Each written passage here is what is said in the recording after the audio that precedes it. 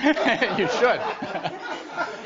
Have most people in the room taken some kind of a traditional dance class of some kind, whether it's American squares or Balkan dancing or Greek dancing or Israeli dancing or something like that? One of the fascinating things is doing that is to watch what happens in the room in terms of the aesthetic. Okay?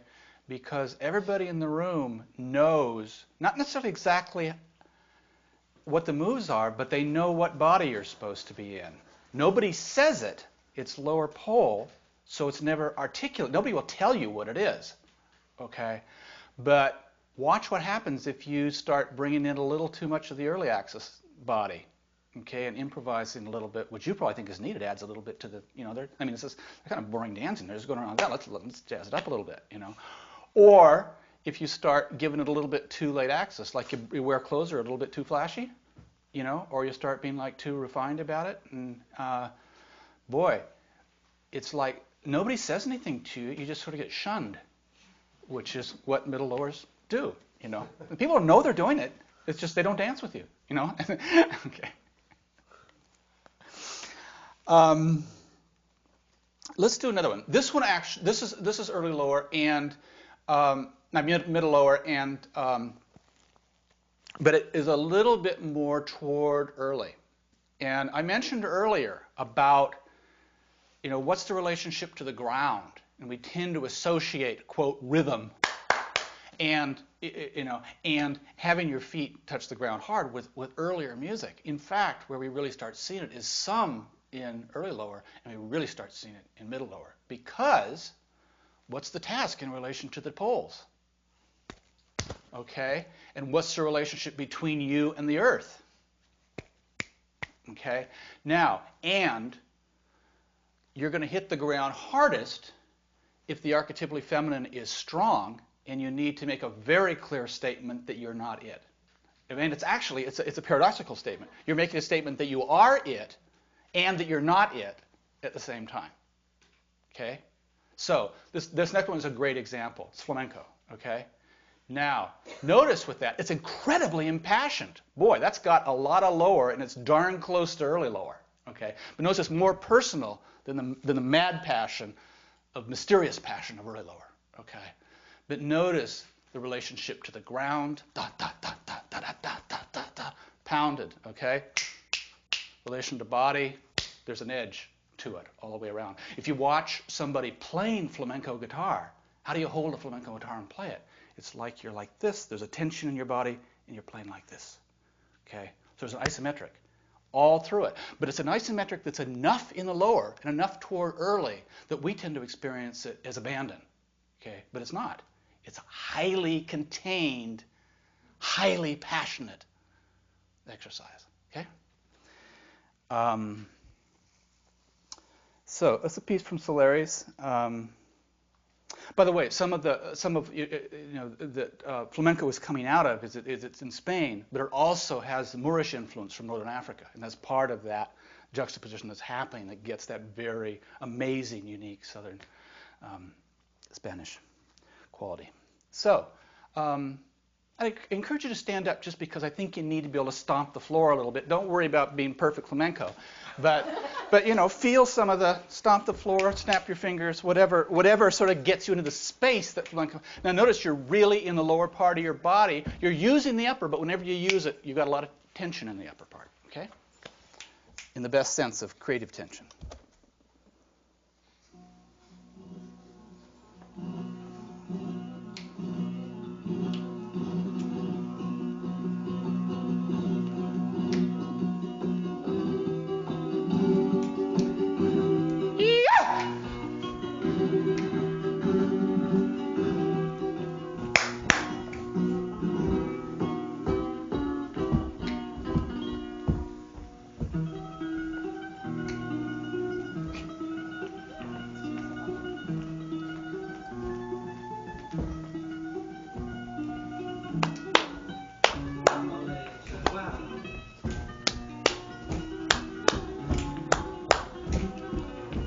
Hey.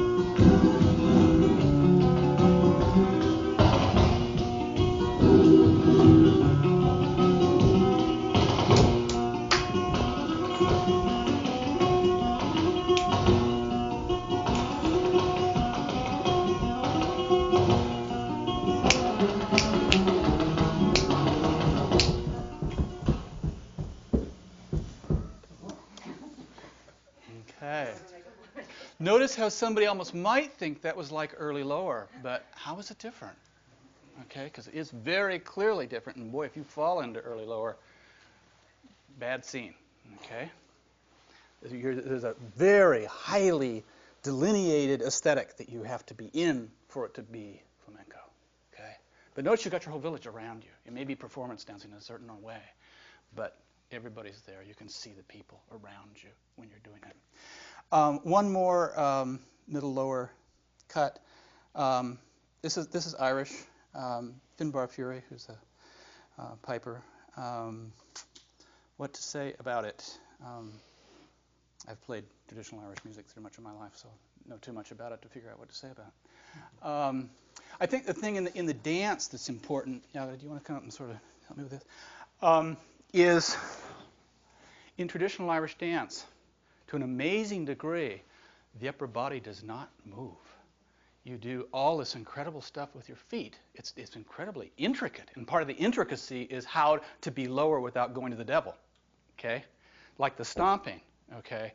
It's like you need to be in the lower pole, but you can't collapse into the lower pole. If you do that, you're evil, okay? So you do all kinds of intricacy with your feet, touching the ground with your feet, but you never go upper pole. You do kind of. I mean, you hold yourself up upper pole. There's no movement there. So put your hands behind you. Okay.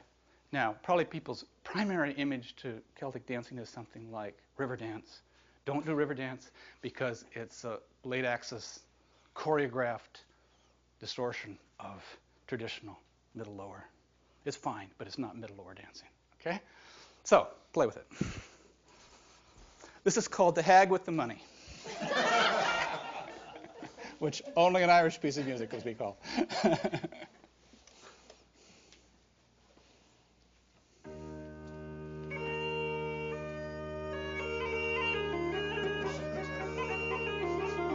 Nobody's dancing? Okay, there we go.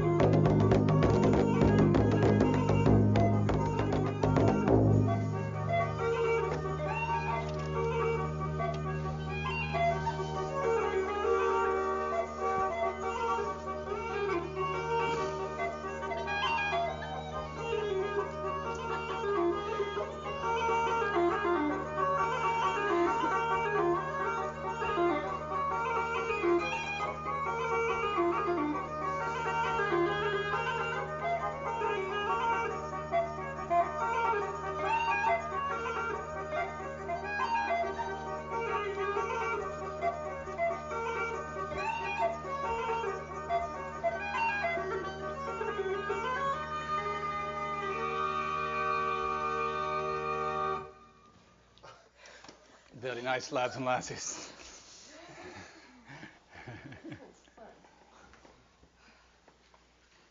Okay, take a moment to just reflect in that and to hold both the upper pole, the lower pole, the inner, the outer. Where does that take you? How do you be there?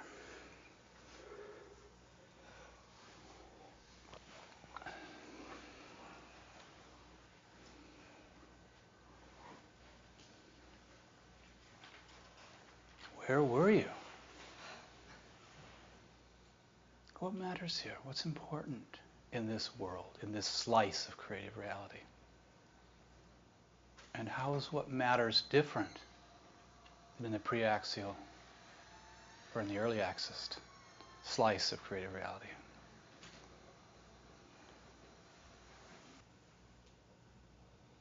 How do you get here? Where are the doors? If you want to access this aspect of yourself, how do you do it?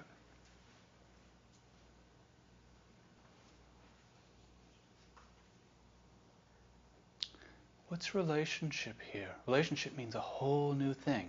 In every slice, it means a different thing. But it takes on a particular importance here. To others, to yourself, to God, to village, to nature.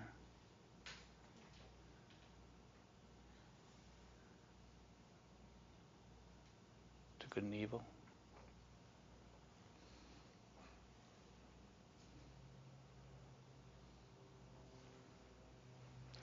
And what are the particular gifts that derive from this specific part of the creative whole?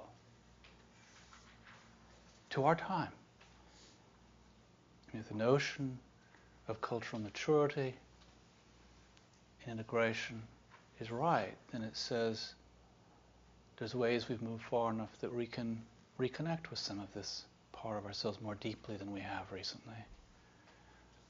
If that's accurate, what are the gifts it can bring in terms of filling out who we are as individuals, as society,